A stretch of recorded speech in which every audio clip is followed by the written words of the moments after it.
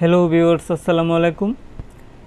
Google Chrome একটি browser থেকে একাধিক ব্রাউজার কিভাবে তৈরি করবেন।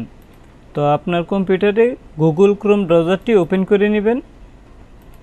আর যে ব্রাউজারটি ওপেন করবেন এই ব্রাউজারে যাতে কি একটি ইমেল অ্যাড্রেস লগ ইন করা থাকে।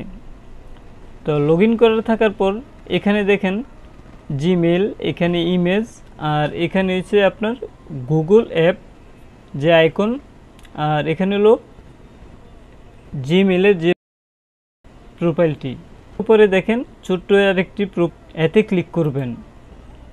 বরাবর নিচে দেখেন প্লাস অ্যাড, এতে ক্লিক করবেন।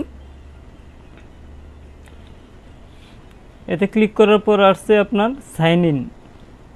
তো এর নিচে দেখেন continue without an account, click করবেন।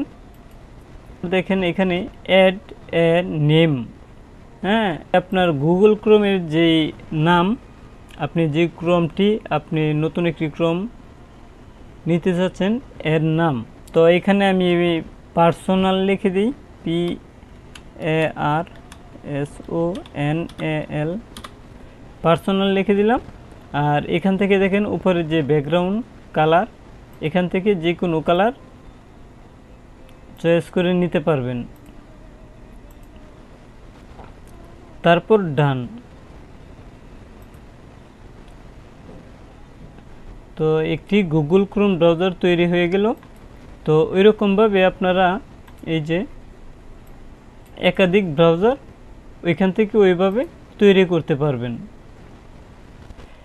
তো আপনার ব্রাউজারটিকে ওইরকমভাবে আপনার মনের মতো ব্যাকগ্রাউন্ড দিয়ে সাজিয়েও নিতে পারবেন।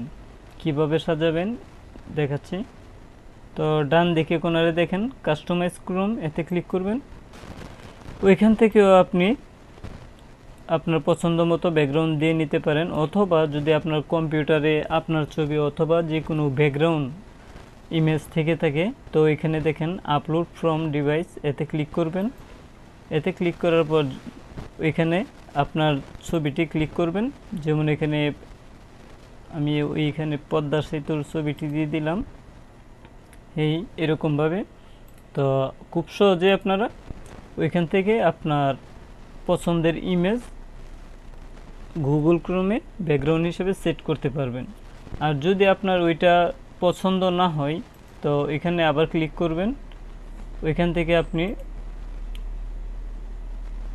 ওইখানে ক্লিক করার পর ওইখানে ডান করে দিবেন। তো দেখবেন আগের মতো হয়ে গেছে। তো ভিডিওটি যদি ভালো লেগে থাকে চ্যানেলটিকে সাবস্ক্রাইব করবেন।